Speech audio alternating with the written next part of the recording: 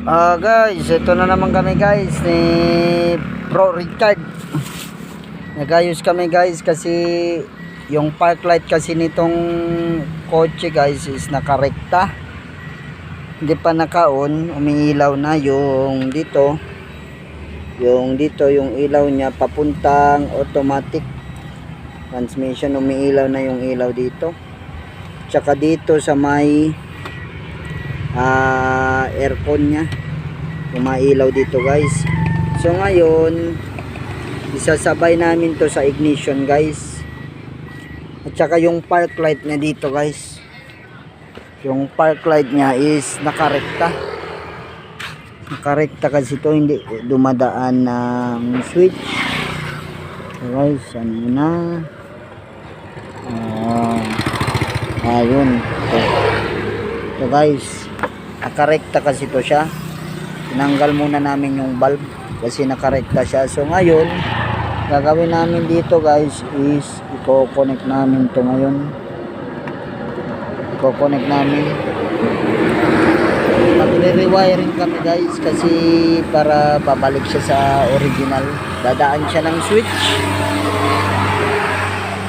May diferensya kasi to guys, yung park light switch na dito, yung steering switches, may diferensya. So ngayon ginawa namin, nilagyan na lang namin siya ng toggle, you know, yung toggle switch. Yun yung toggle switch. Pinalitan na lang namin guys ng toggle kasi para makatipid konti yung may-ari. So ngayon guys, kukonek namin. Yun o, si Bro Richard nag-wiring siya guys. Binubuksan niya yung steering cover. So guys, Nissan pala to guys. Nissan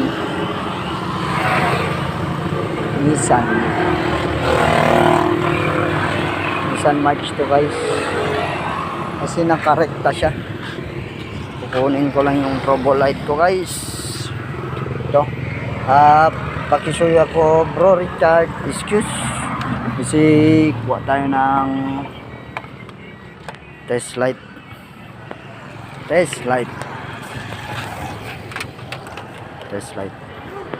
Ito.